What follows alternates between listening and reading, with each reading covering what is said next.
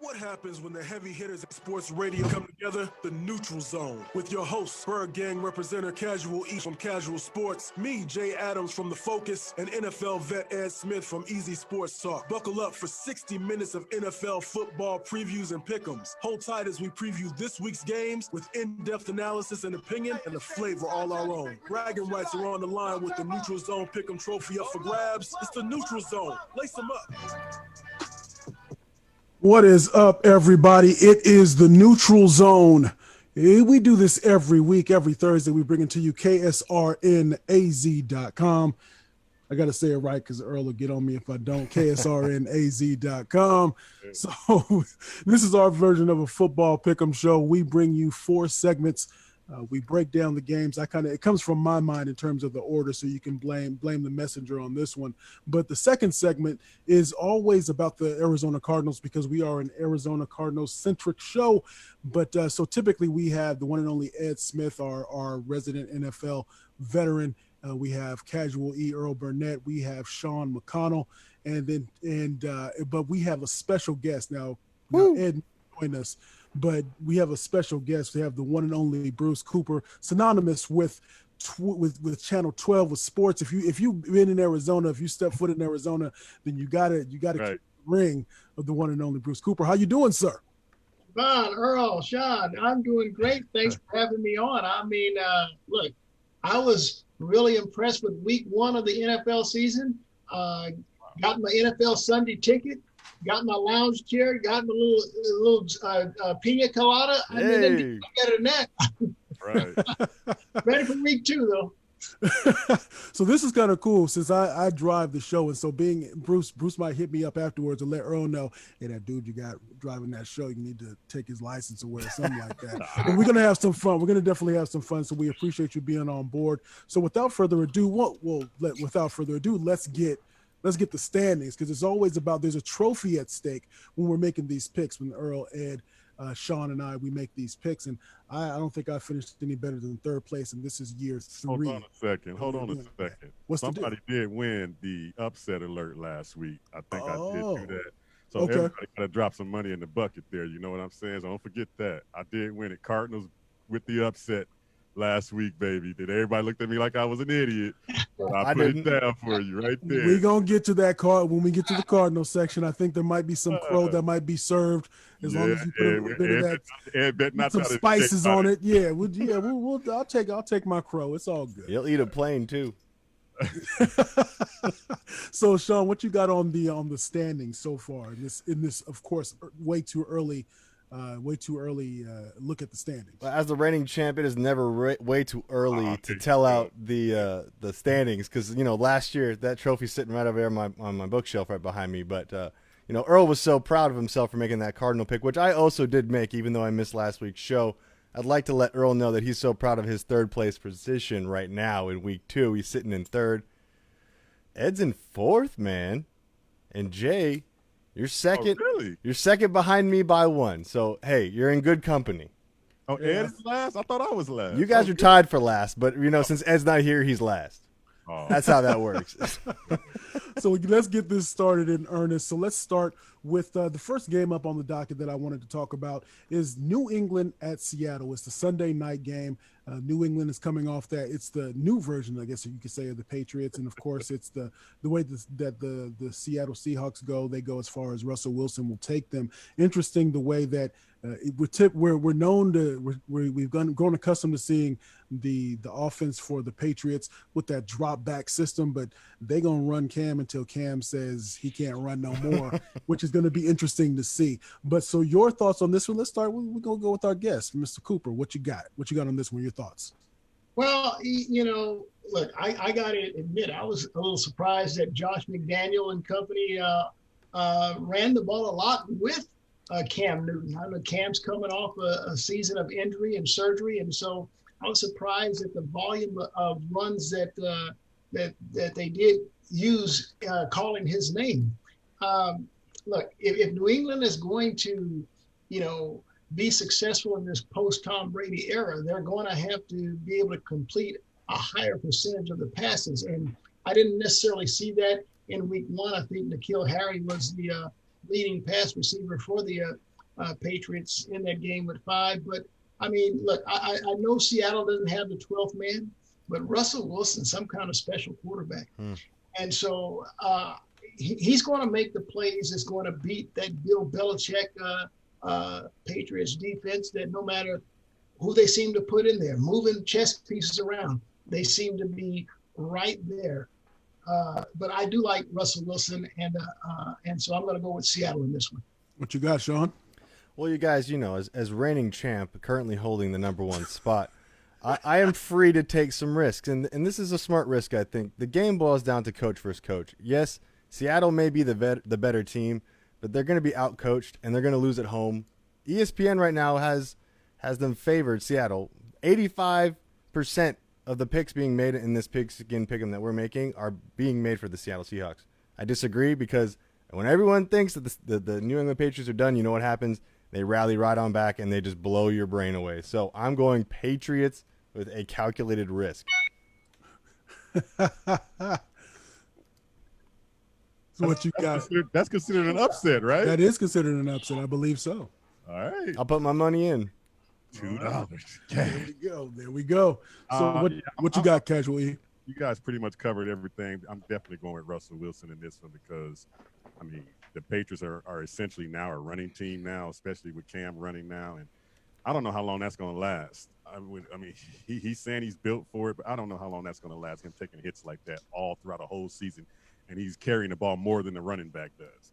So I don't know how long that's going to last for them, but they are a boring running team right now, and he can't throw the ball. So if the Seattle Seahawks can put clamps on that running game and force Cam to be a passer, and all bets are off. They're not going to win that game. And this is going to be Cam versus Jamal Adams. And Jamal Adams is going to be spying that boy, coming up, thumping him. So that's going to be something to look at. But I love the Seahawks in this one, especially. I no 12th man too. That's going to be kind of weird to see. It is but weird to hear or not hear. Or not hear. Exactly. Might be kind of nice if you're being honest. So let's go from one running quarterback, a very mobile quarterback, to another. Let's go to Baltimore at Houston. So Lamar Jackson, definitely they come off the win, so we'll start 1-0. Then of course Houston 0-1. Your boy David Johnson, he ran the ball a little bit. They ran the ball a little bit. It's amazing what can happen when you get a new start. But so how do you see this one playing out? Let's start this time with you, Sean. What you got? Well, Baltimore came in and they embarrassed Cleveland. And I know that historically is a very easy thing to do, but that's besides the point. Houston is trying to find their new identity minus Hopkins. That's going to be a challenge that's plaguing them all season long. I see Baltimore simply thriving in their own identity. They already know who they are, what they do well, and how to do it. The Houston defense is not going to be able to hold Baltimore's offense. It just boils down to that simple aspect of it. So I'm taking Baltimore. What you got, Casual E? Yeah, Houston, the way they looked last week, stopping the run, giving up 200-plus yards, and giving up 300-plus passing to the #1 quarterback in the league, and now you're facing the #2 quarterback in the league, it spells another blowout, pretty much. And I don't think David's going to run as good as he did last week, because this team can stop the run. That's like me when I run 3 miles, the first mile and a half, I'm doing it. The last mile and a half, man, I'm not doing it. So, Bruce, what you got? Well, look, I got to give it up to Will Fuller. I mean, the off-injured Will Fuller. He's the new #1 now that DeAndre Hopkins is here in Arizona with the Cardinals. I mean, 10 targets, 8 receptions, 115 yards. But let me tell you something. He's the deep threat there. And against Kansas City, Houston couldn't pass protect. They won't be able to pass protect against Baltimore. And Baltimore has added J.K. Dobbins, that Ohio. And I'm telling you, I don't see this one being close at all. I see Baltimore on the road rolling by at least 2 touchdowns. Isn't it kind of messed up that the 2 best teams get these 2 weapons to add to them that they already tough as they are? I mean, Edwards, Hilaire, and then you got Dobbins for Baltimore. It's like, man, that's unfair, man. It's like, how did 2 teams get them 2 dudes? So let's move on to Carolina at Tampa Bay. I believe Carolina fell to my Las Vegas Raiders. Ooh, so that was interesting to see. They had some help by a stupid coach. We take victories. So we're going to be going up against Tampa Bay, and the reason why, of course, I think it's obvious why I mentioned this one is because with Tom Brady, that of course we know by having this coach here, we know when Arians is here, he doesn't bite his tongue for anybody. If you play like bleep, he'll tell you play like bleep. And he was very honest in his assessment of Tom Brady. It's interesting to see if they start 0-2, then it's going the amount of everybody's going to come out of the woodworks and definitely have their comments when it comes to Tom Brady and how he maybe should have retired or whatever the case may be. So this is an interesting game just from that standpoint alone. So what are your thoughts on this one, Casual E? What you got? Yeah, this is two teams with two quarterbacks that are still having some time trying to figure out their wide receivers and their offenses. But Carolina's secondary is exactly what the doctor ordered for Brady and them right now. Good timing for practice because they gave up 107.5 passer rating to Derek Carr. So Brady will get back on track this week and start to look good this week. The Panthers gave up 133 yards rushing. So Tampa will be able to have a balanced attack, hopefully. They'll be able to balance their attack out, and that'll open up some things for Brady in the passing game. More bad news for the Panthers, though. The Bucs are stout against the run. They only gave up 2.4 yards a carry last week, so McCaffrey is their only offense. And if Tampa Bay shuts that down, then money gone. Brady ain't going to win this one either way, but I think it might be a double-digit win. Interesting. Bruce, who do you got? Well, look, after all that preseason hype of Brady and Gronk coming to Tampa, I mean, Gronk was pretty much like Casper the Friendly Ghost. I mean, and now you have Mike Evans with a hamstring and Chris Godwin with a concussion, both questionable for the game. But I think this would be the game that if everything were normal, Tampa Bay fans would flock to and sell out because here's their first chance to see Brady in a home game. Right. And that won't be the case, but let me tell you something. I've learned over the years that Tom Brady, when his back's up against the wall, the chips are there, and he senses a big game, he comes up big. I do like Tampa at home over Carolina. What you got, Sean? For me, BA always used to say good teams don't lose 2 in a row. And that's going to be tested this weekend, obviously. I don't know where the feedback's coming from. Not me. I hear it. Well, let's try something. I have no idea. It doesn't go away when I mute. I think we got you now. All right, cool. Well, BA said you don't lose 2 games in a row, right? Good teams don't lose 2 games in a row. 2 back-to-back divisional games for them. That's going to be tough. Both Brady and Bridgewater had similar completions in the 20s and 30s in week 1.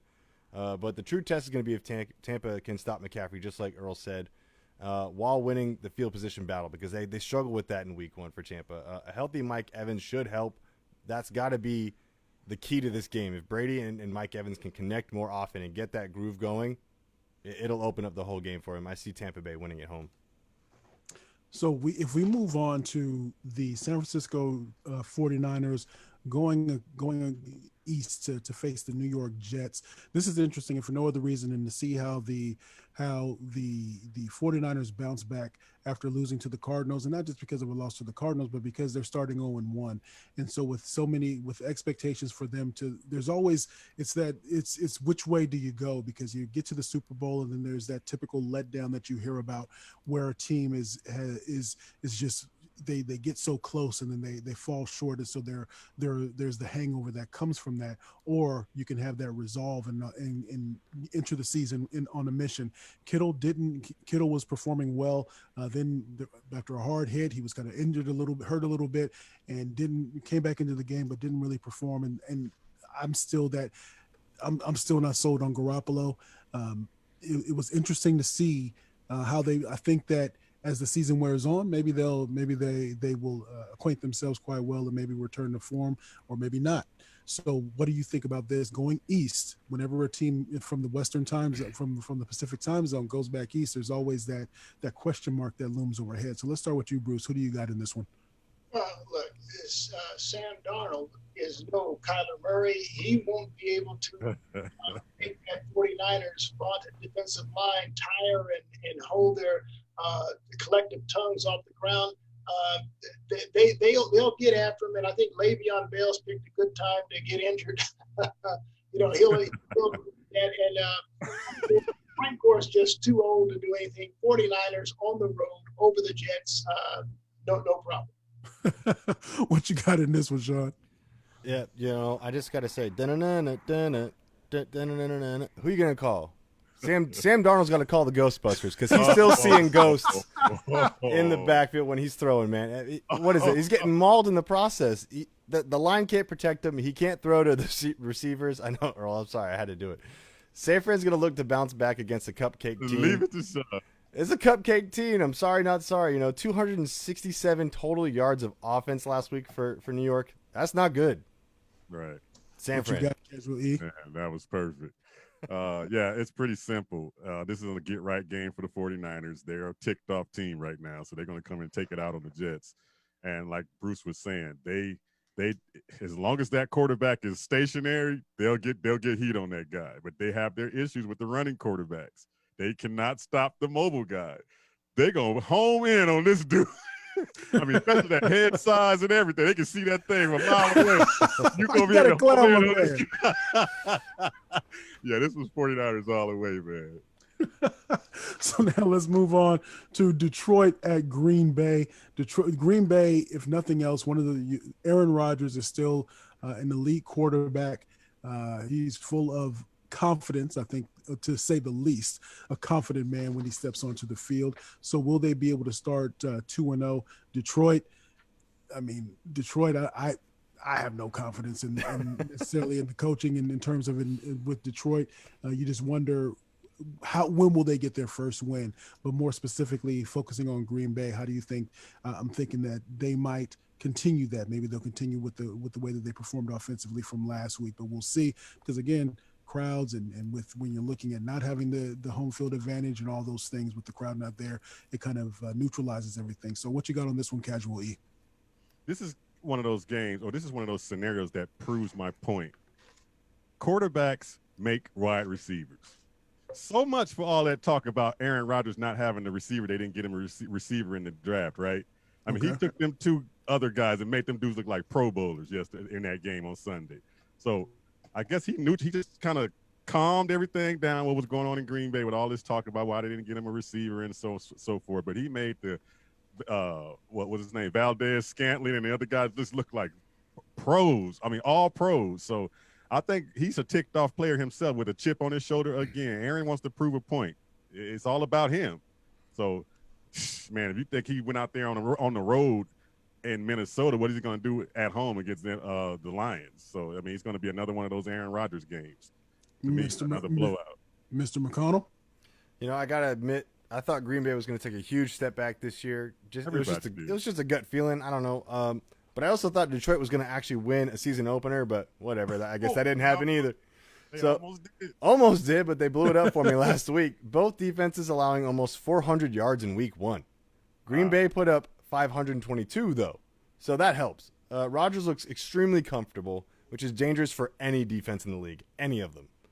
A comfortable Rodgers is bad news, so I'm going Green Bay. All right, and Mr. Cooper? Yeah, look, I was watching that game too.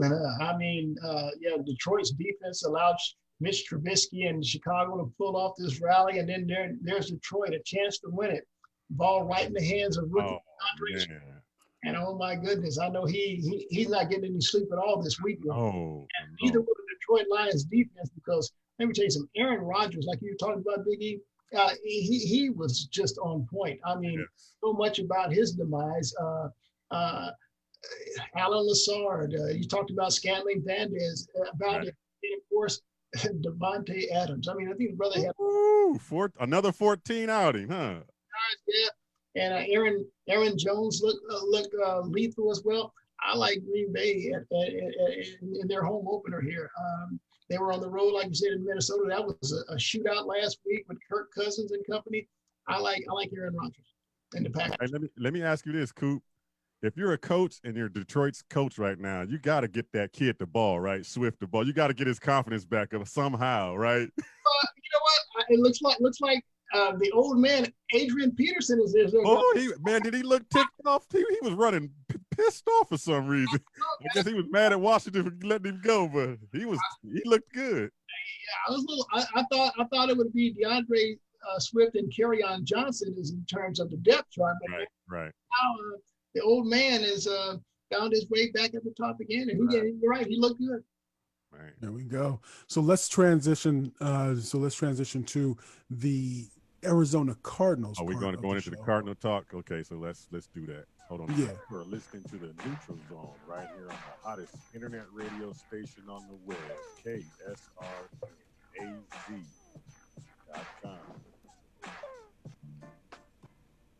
Welcome to the Neutral Zone Show. Ace him up. All right, we transitioned. The Neutral Zone. Again, KSRNAZ.com. We do this every Thursday. It is me, Casual E, Sean McConnell, Ed Smith. He is absent this week, but we have in his place, we have a wonderful substitute, so to speak, the one and only Bruce Cooper. So this is the part of the show where we spend a little bit more time in analyzing this game, kind of taking a look back, and then also trying to look at the game for this upcoming week. Of course, it's the Arizona Cardinals. So the Cardinals went up to last week. We AQI. We heard about air quality index and all that last week. So the Arizona Cardinals go to San Francisco, or Santa Clara to be more specific, and they come out with the victory. One of the things that was definitely impressive was the way that the Cardinals didn't buckle after getting down early. I know that Ed and I, and of course, transparency is what we all do, is that we picked against the Cardinals. I thought it would be a close game, but of course it was close, but the Cardinals pulled that out.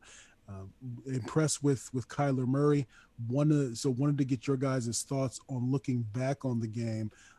As you're commenting, everybody, one of the things I want you to maybe touch on a little bit was Isaiah Simmons. I know he's a rookie, but he was put out there a little bit on a couple of different plays. So I just want to get your thoughts on him.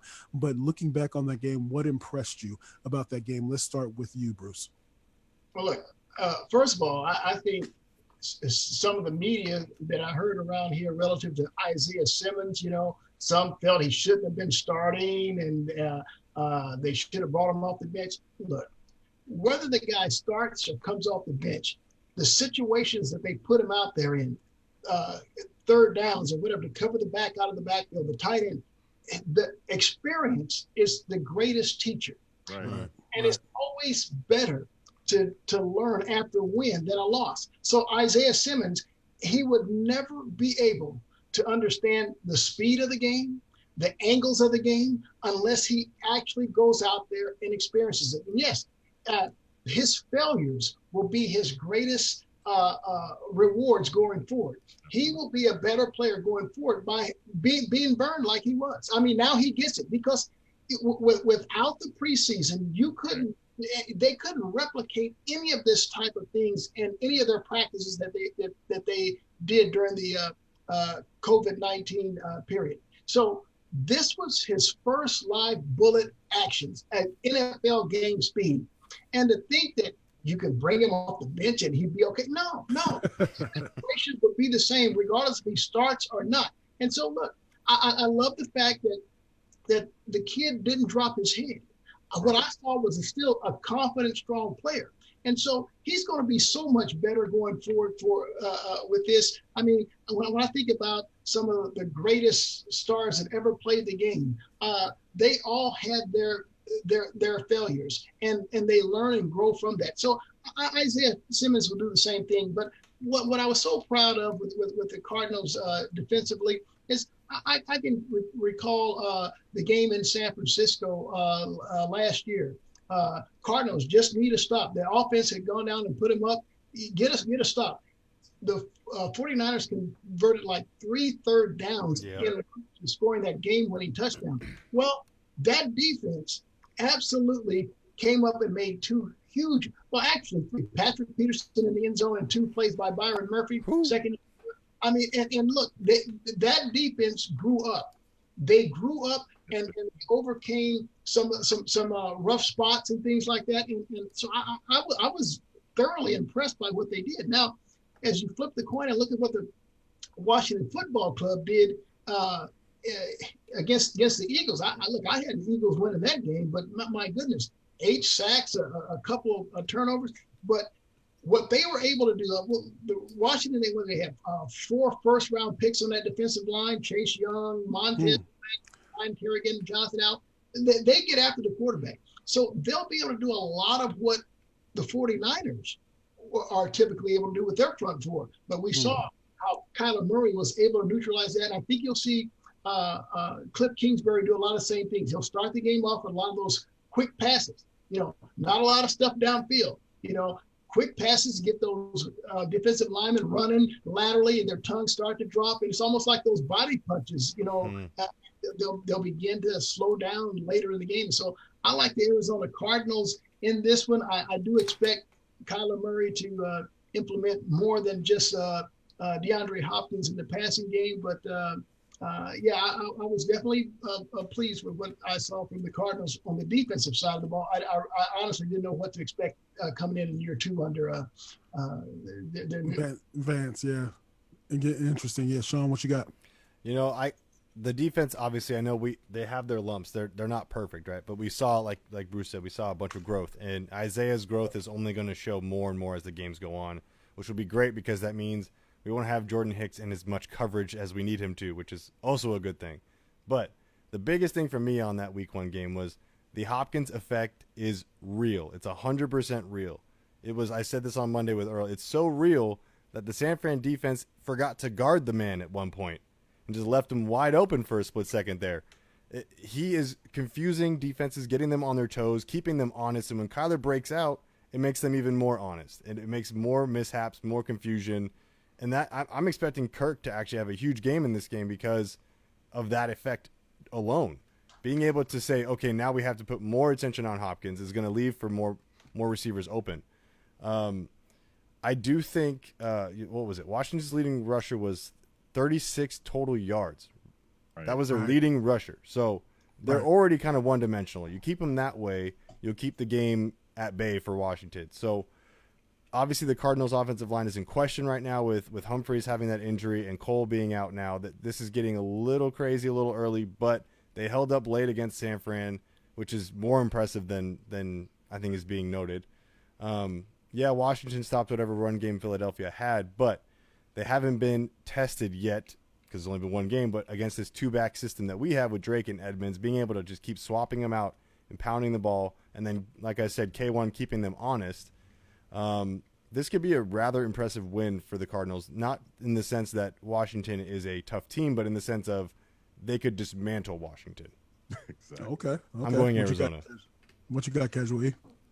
Yeah, I want to start, of course, on the Isaiah Simmons thing. I mean, everybody's so much wanting instant gratification. That's just how we are as fans, and most analysts and everybody wants instant gratification. But no preseason, you can't put that kid out there thinking he was just going to guard Kittle on his first game out the gate. I mean, come on, everybody. We hoped it. Not realistic. But what I love about what Bruce said is he did not drop his head. That's what I was looking for. Remember in the shows before, I was saying, let's see if this kid is strong-minded. If he's strong-minded, he's going to be an all-star. He's going to be a pro. I'm not worried about Isaiah Simmons at all.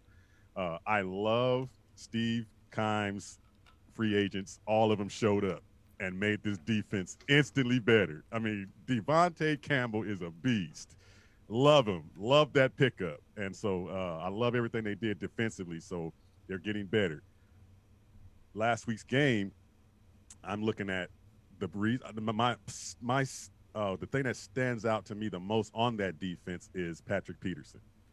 And this is why. Is because remember last year I was always saying the leaders, if you're a leader, the troops follow that leader. Attitude, everything. It doesn't matter. And when P2 went through the whole thing he went through last year, the defense kind of was a passive type of defense. Now he is all business this year. He is strictly business. And you can tell that the swag and everything has come back. Everybody is picked up on that. B. Murphy, all of them are playing that way.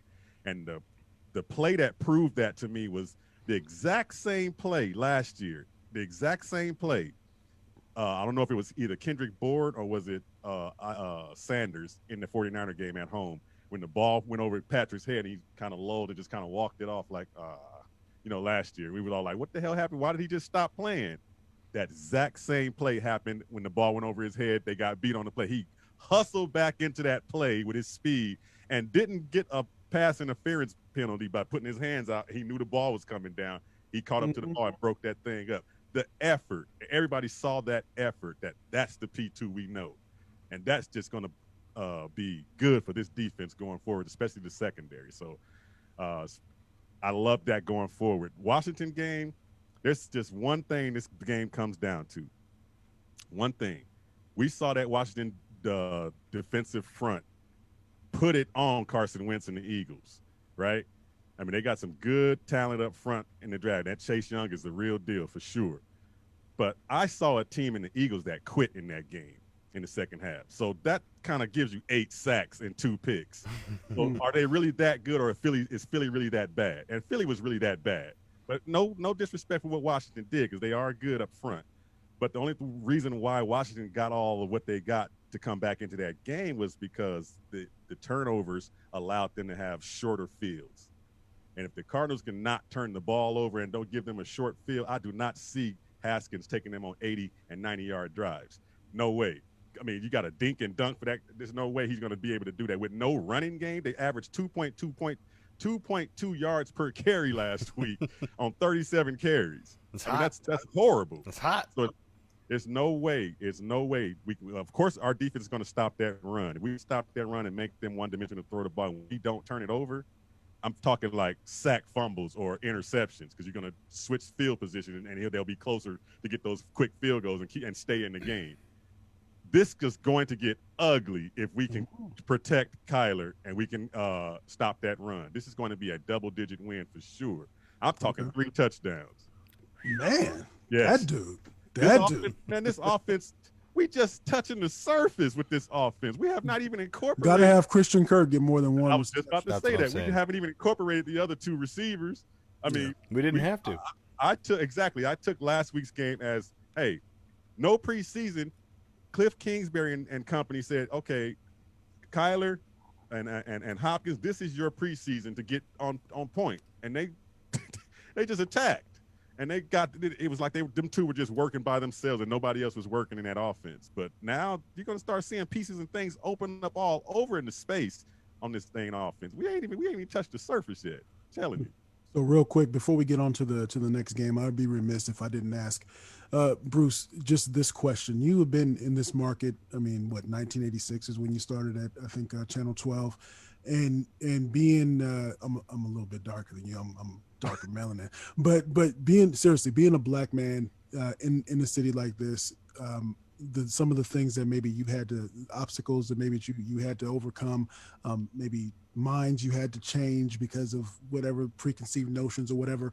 I wonder with something that happened like with Buda Baker with that tweet that he had to deal with. How did you, in terms of being in the market, navigate some of those things to remain because I thought the way that Buddha handled it was great, and the way that people came to his defense, and again the San Francisco 49ers, to their credit, saying that this is not the kind of behavior that they condone.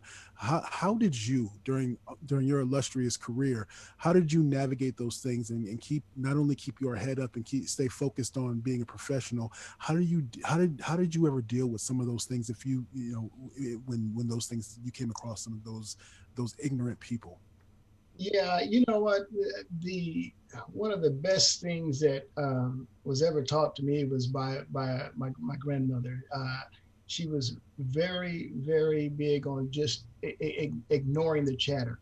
Just ignore the chatter and do you. And so, as hard as that may be to do at times, especially back in those times when those words were certainly far more prevalent, and in today's society now, where everyone now calls you out on that, and it's a real big deal. Right. It's one of those things where it definitely tested your resolve to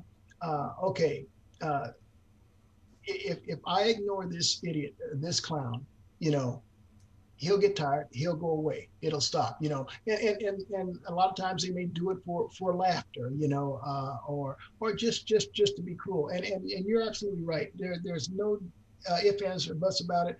Buddha Baker handled this situation with a lot of class. I mean, if you, I know you guys did. You read the what was tweeted. Yeah, I read it. I don't know if I'd have handled it the way he handled it. That's for sure. And so he definitely, I would say, exercised some of the things that were taught him, and he handled that thing with a lot of class. And look, it's a tough thing to do. It's easier said than done. Yeah. Right. But props to him, and yeah, that's exactly how I handled some of the things I had to deal with as well. There we go. So the neutral zone. So as we transition to Denver at Pittsburgh, what's hard for me is sometimes looking at Big Ben, because Ben is the type of dude. He reminds me of the Family Guy, when Peter Griffin sometimes when he gets a little scratchy, he does that and he tries to milk it for as much as he can. Big Ben does that quite a bit, but he often comes out with the victory. So Denver is going to be traveling to Pittsburgh. Pittsburgh starts 1-0. Very proud franchise. Denver, how many quarterbacks have they drafted in the first round to continue to try to find that one? Always trying to, the chatter is always trying to find somebody that plays like him. But so let's go with your thoughts on this one. Who you got in this one, Casual E? Oh, this was pretty simple. I didn't really have to do any analyst work or nothing on this one. Locke is going to be locked up defensively in that game. Pittsburgh's defense, and they're going to give him some serious issues, and the coach don't have to worry about any clock management or anything in that game, because it's going to be a blowout. Bruce, who you got in this one? Let me tell you something. I drafted Juju Smith-Schuster in the second round last year. And you talk about a colossal disaster. And so was it the fact that they lost Antonio Brown and he became that complimentary too? No, it was that he lost Big Ben. Right. And so Big Ben was back Monday night, 2 touchdown passes to Schuster. So Big Ben makes all the difference in the world for that team offensively. I'm not surprised to see James Conner hurt again, but let me tell you something. I thought Snell stepped in and did a terrific job. This Steeler team is a balanced team on both sides of the ball. I like the Steel Machine at home over Denver. Though I will say this: I think that Denver finally has a quarterback that they can build around. I do like the mobility that Locke brings to that team, and they've added some weapons like Jerry Jeudy and stuff. So I think their best football is still ahead of them, but it's still a ways away. What you got, Sean? Yeah, I'm going Pittsburgh here. Like we've alluded to, Denver, they've got some pieces, but it's obvious that they're starting over, right? With the exception of maybe the defense is kind of going to be having to transition younger. The offense is already starting over. Gordon looked good for Denver, but they're struggling to find their groove because, like we said, that they're a new offense. They're a new team in that sense. Meanwhile, Pittsburgh looks like they're full go. Big Ben and Juju are a perfect match, and it's showing. I did not expect that type of week 1 performance, and wow, I was wrong. So I'm going Pittsburgh. Okay.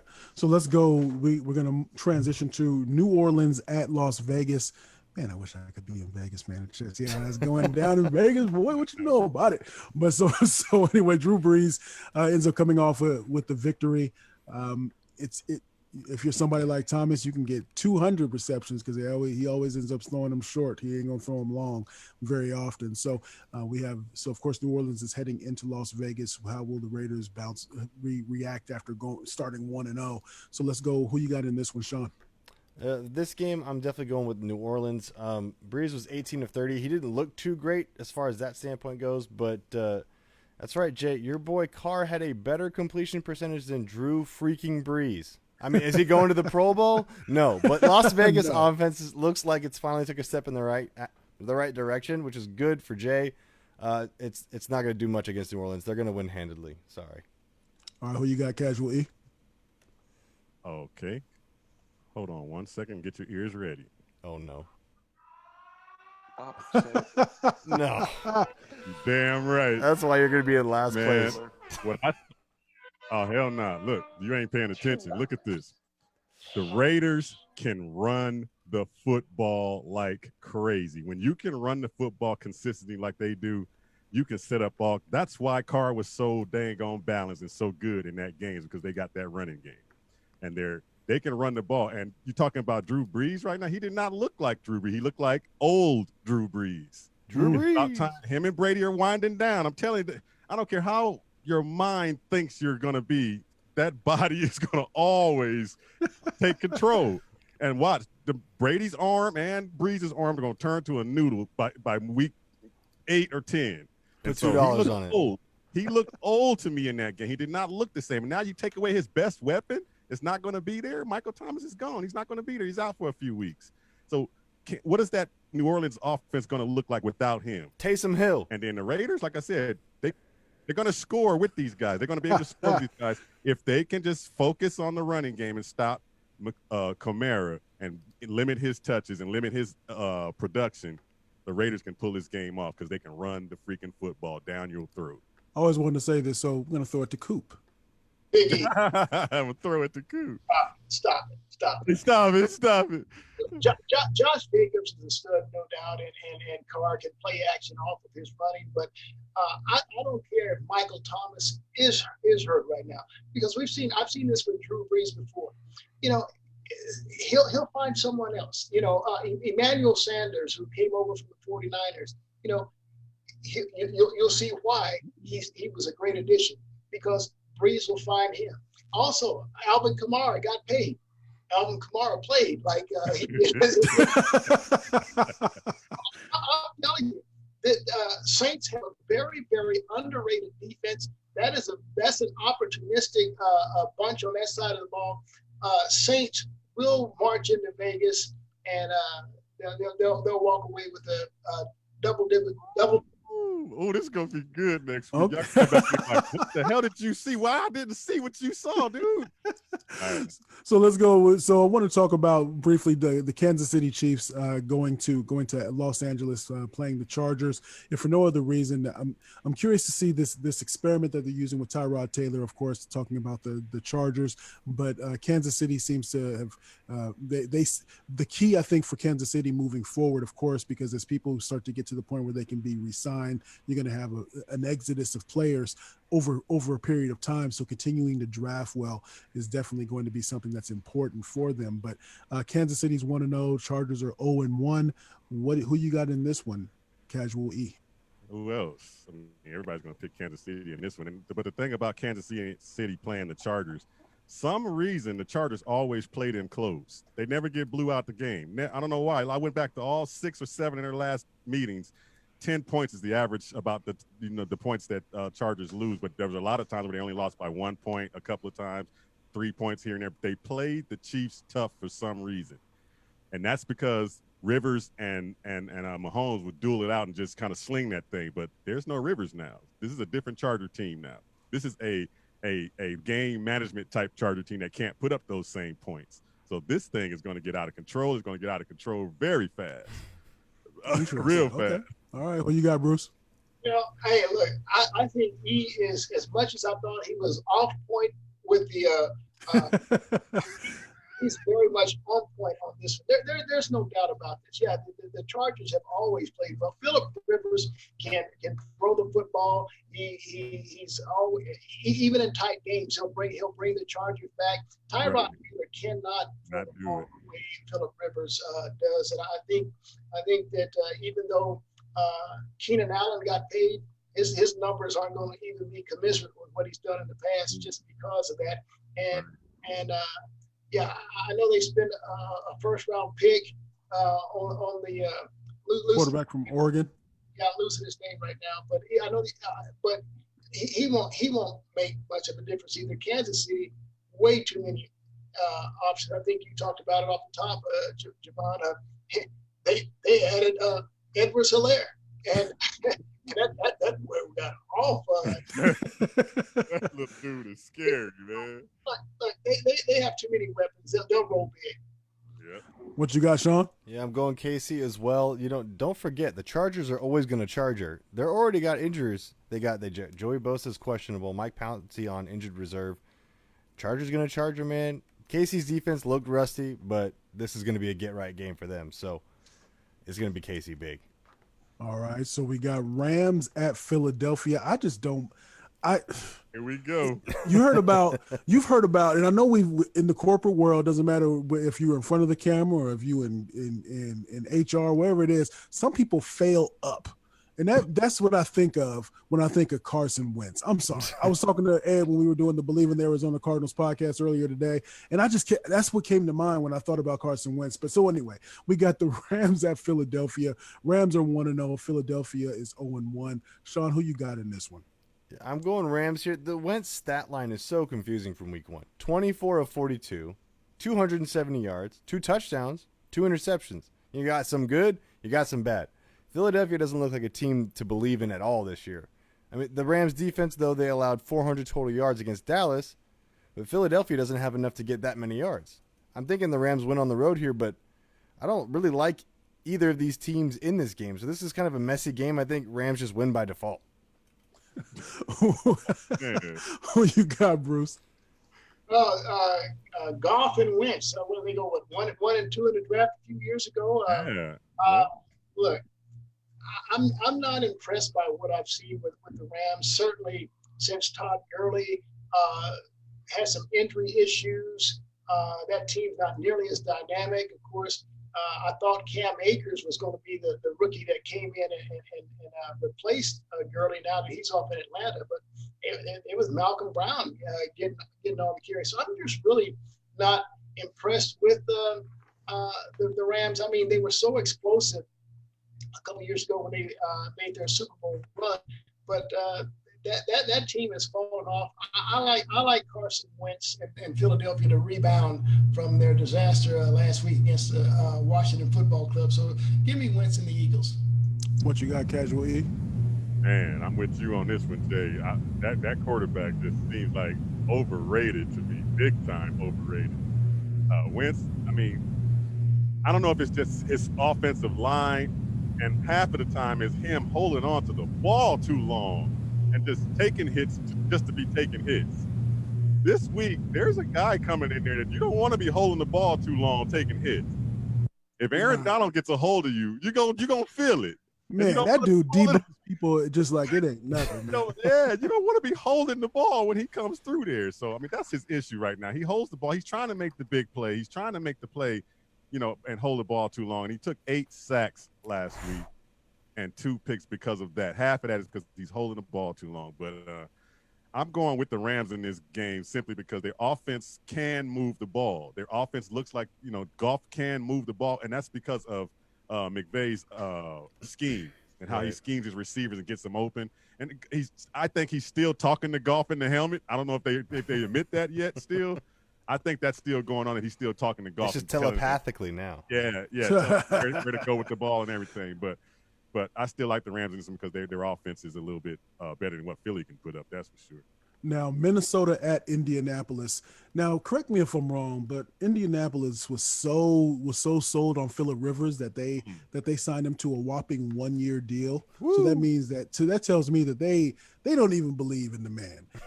And Phillip Rivers will. You mentioned the Chargers Charger and the Browns Brown and all that stuff. Phillip Rivers he doesn't just quite curl right. He just doesn't quite curl right. And so Minnesota's coming in 0-1, going to Indianapolis. They're 0-1 as well. A lot of the high expectations for the Minnesota Vikings. What you got on this one? We'll start with you, Mr. Cooper. Well, you talked about it. I mean, I thought for sure Jacksonville was tanking. They had like a I mean, they sold off all their top defensive players. I mean, we saw Jalen Ramsey leave with the Rams a year ago. Yannick Ngakoue was traded to the Vikings just before the season started. That team was really devoid of talent. Looks like it was all the world, like they were tanking to get the Clemson quarterback there. But, man, I got to take my hat off to Gardner Minshew. What this kid did, in Washington State. He's brought over to the NFL. He's not afraid of ball. I mean, I think he had, what was he, like 19 of 20? I mean, 19 of 20, yeah.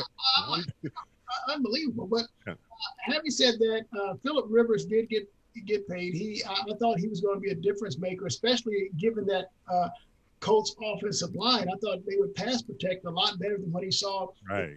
Chargers, and that Indianapolis would have one of these big high scoring offenses, but that just didn't materialize. Meantime, Kirk Cousins, he didn't have to worry about Stephon Diggs, bitching at him. He can go ahead and throw as much as he wants to at him.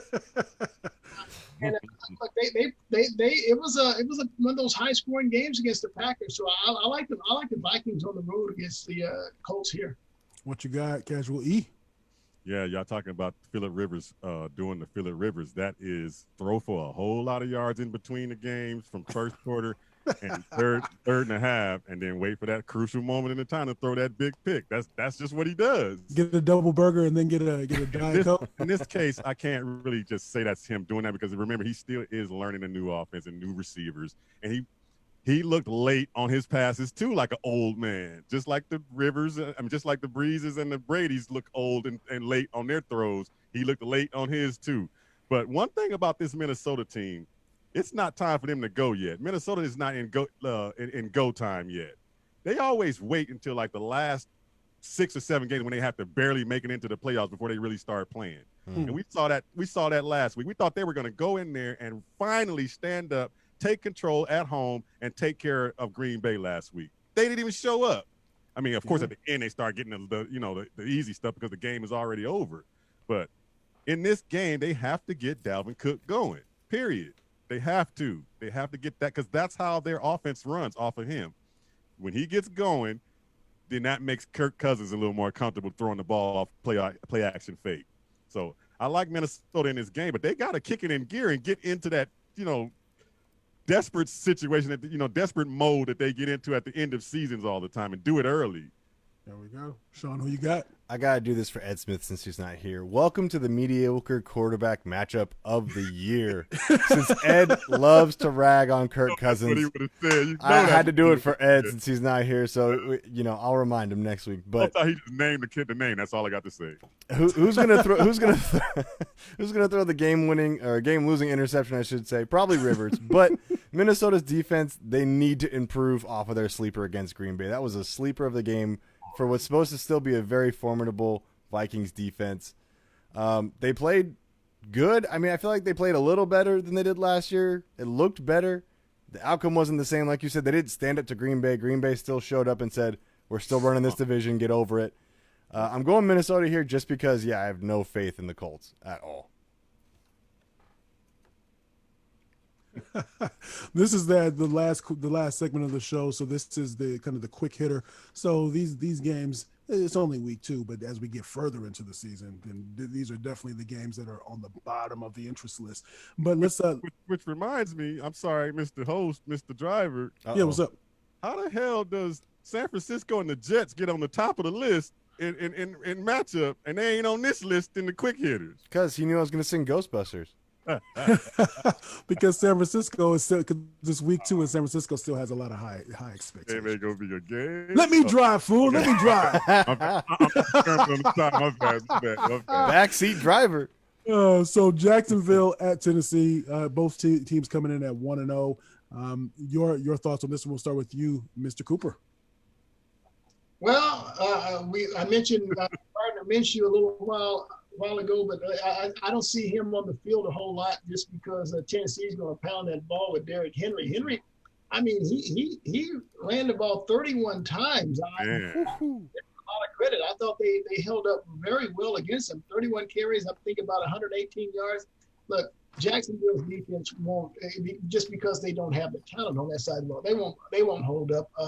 Ryan Tannehill will play action off that, and it'll be Tennessee big. Okay, what you got, Casual E?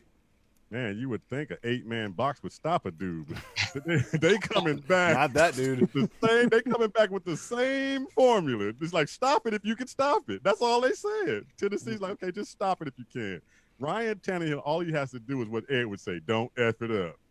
all he has to do is manage the game and keep handing it to that dude. That is incredible to me how that's winning games. But I don't know why I like Jacksonville to make this a game, but no, Tennessee will win it. Tennessee will definitely win it because of the running game. Sean, I'm going Titans here. That system has proven to go deep into the playoffs, into the season, to be a strong team. Jacksonville will struggle to stop Henry, a man who I have on all 3 fantasy leagues. Thank you very much. This was a Thursday night game. Cincinnati at Cleveland. Let me double check. Yeah, Cleveland ended up pulling this out 35-30. Is that what you guys thought when we were going into this game? Let's start with you, Casual E. It got that good, 35-30? 35-30, man. Wow, props to Joe Burrow. Man, that kid looks pretty good if he can do that. Sorry, last week he got a win snatched out from under him because of that kicker doing the fake calf injury and missing the kick.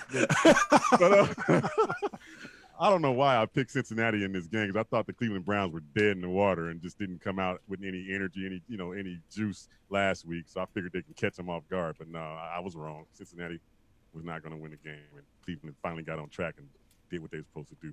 How'd you see this? But I will say this real quick. It's time for Cleveland to stop playing around. It's time for them to stop making excuses. It's time for Odell Beckham and all those guys to finally put this thing together. Everybody's tired of waiting. This is true. How'd you see this one playing out, Mr. Cooper? Well, yeah, I did see Cleveland winning, but watching some of the game that I did, I got to admit I was impressed with Joe Burrow. I think Cincinnati definitely has its franchise quarterback. This kid gets outside of the pocket, throws accurately on the run. He's tough in the pocket. He'll pull it down, take off, run. He's something pretty special. I think that in another Cincinnati can be pretty good. But look, Baker Mayfield, I thought he threw the ball well today. He almost looked like he did his rookie year. Odell Beckham had a really good game as well. I didn't see the entire game, but see that they won 35-30. I thought that game was a little closer than I had projected, but I was impressed with Joe Burrow, but I did have Cleveland winning. And Sean? Yeah, I had Cleveland winning as well. I said Burrow looked good, but Cleveland has to bounce back, right? Please. This worked for me last year in my championship season last year. I was always gunning for the Browns. I'm going to do the same thing. The formula works. If you just keep betting on the Browns, you'll win this thing. So Giants at Chicago, both teams. Chicago coming in 1-0, Giants 0-1. I still just don't trust Trubisky. What you got in this one, Casual E? I'm gonna go with Trubisky because the Giants just looked horrible. Yeah, I got you. What you got, Sean? I'm going Giants. Saquon's going to bounce back against a tough defense, but thanks to Trubisky, who will return to his default setting, interceptions. Bruce, who you got? I actually like Daniel Jones at quarterback. I may be one of the few out there that does. I think the combination of Daniel Jones and Saquon Barkley lift the Giants to their first win of the year. Danny Dimes. Right. Atlanta at Dallas. Both teams coming in 0-1. It's going to be interesting to see how Dallas bounces back. Of course, with the new coach, with the coach from what name is escaping me right now. Yes, thank you, sir. So Sean, who you got in this one? Dallas blew that game against the Rams, but Atlanta put up 122 more yards than Seattle and still lost. So I'm going Dallas. Really? Casual E? Yeah, I'm going Dallas too. But one thing I can't stand about the Falcons, what is up with them being able to move the ball between the 10s and can't score touchdowns, and got the best receiver in the game and can't get him in the end zone? What is up with them? It's an art form. It's an art. They practice that. You out yard everybody, but you don't win. I don't understand how is that even possible. Ask them; they'll tell you. Yeah. Bruce, who you got on this one? Yeah, Matt Ryan has a couple of terrific receivers in Calvin Ridley and Julio Jones, but that's all they have. They don't have a defense. Dallas will roll big. All right, and the last one, Buffalo at Miami. Buffalo, a lot of expectations on them to win their division, especially. Buffalo's 1-0, Miami is 0-1. Who you got in this one, Casual E? This was going to be closer than we think. Fitz magic hasn't ignited yet. So next week he might get on a roll, but I think Buffalo's defense is way, way, way too much. And if he threw picks in that game he threw last week, he's definitely going to throw picks in this game. Buffalo's defense and secondary is way too strong, so Buffalo will win this probably by 10. Sean? Fitz tragic in the building. Buffalo wins. And the last pick of the evening, our special guest, Bruce Cooper. What do you got in this one? Fitzmagic shows up. Dolphins defense plays equal to the Buffalo Bills defense. Miami on a field goal. Oh, there you go. We will keep you updated on that one. That's dang sure. Good call. There we go. So on behalf of Casual E. Earl Burnett, on behalf of Sean McConnell, our man, Ed Easy Smith, and of course our special guest, and you are welcome anytime, the one and only Bruce Cooper. I am Javon J. Love Adams, and this has been The Neutral Zone on KSRNAZ.com. Make sure you tell a friend. We'll see y'all next week. Peace out. You. Better rock, fellas. Appreciate it.